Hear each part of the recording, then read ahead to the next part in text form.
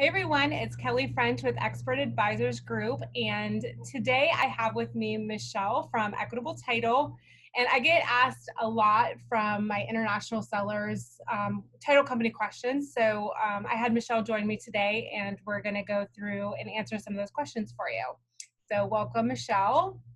Hi, everybody. Okay, so first off, let's just start by give us a little bit of background information about yourself and the company, and then let's just kind of talk about what the role of the title company is in the selling process. Okay.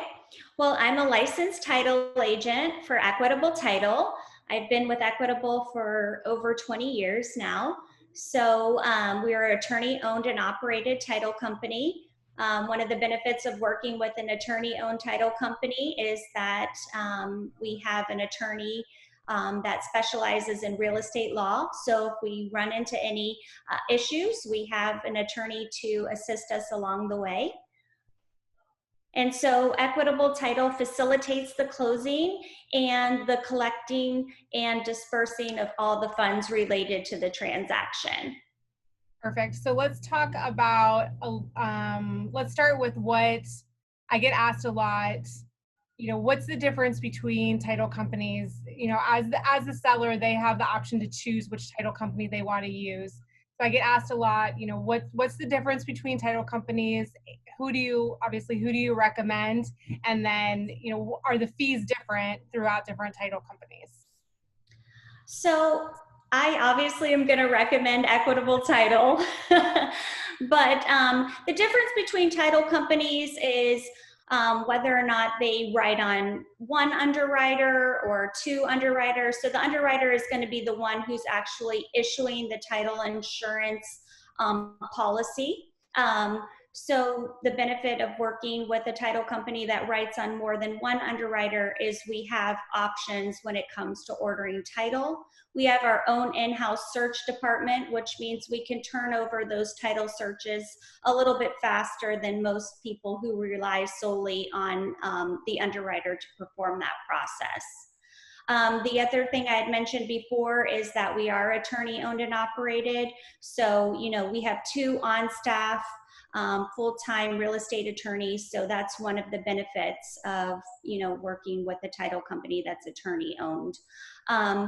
As far as fees go, the only fluctuation in fees are the closing fee and the title insurance search fee.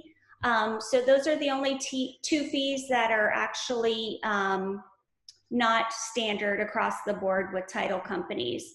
Title insurance is promulgated, which means everyone in the state of Florida is required to charge the same amount for title insurance. Doc stamps on the deed are obviously regulated by the county, so those fees are standard as well.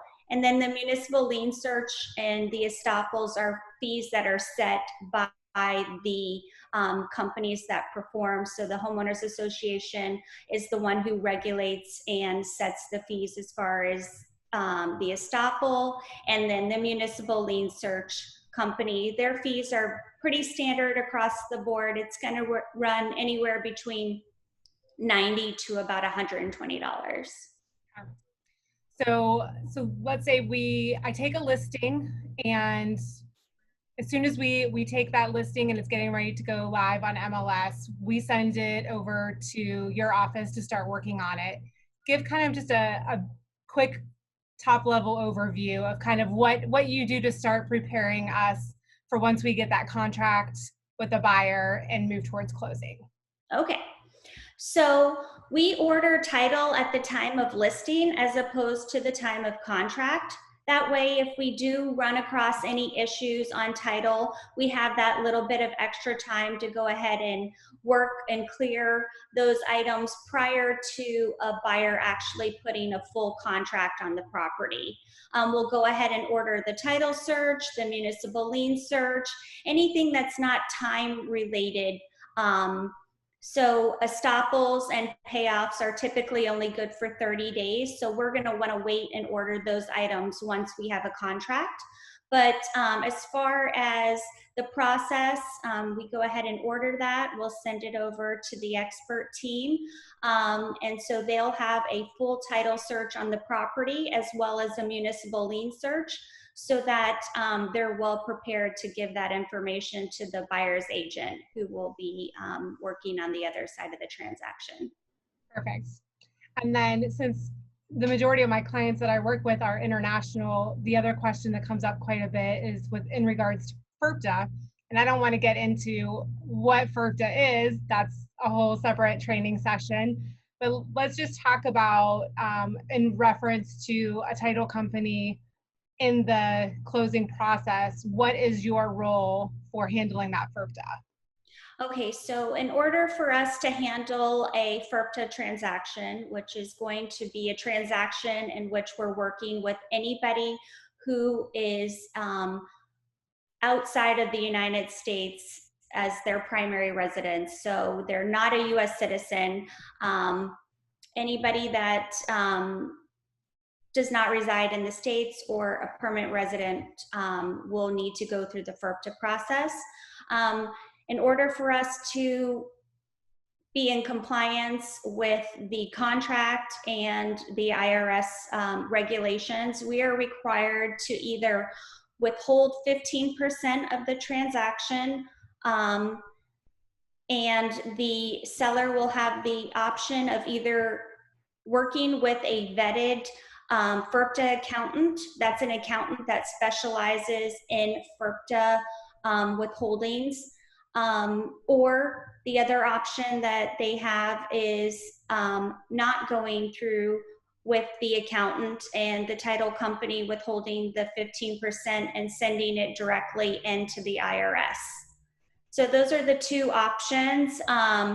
Option A, when you're working with a vetted FIRPTA accountant, one of the benefits of that process is the title company will work coincide with the accountant. So when the 15% is held, it's actually held within our escrow account until the IRS makes a determination. So the FIRPTA accountant is going to send in documents to the IRS, and the IRS is going to make a determination. It typically takes about 90 days once we've closed for the IRS to make that determination.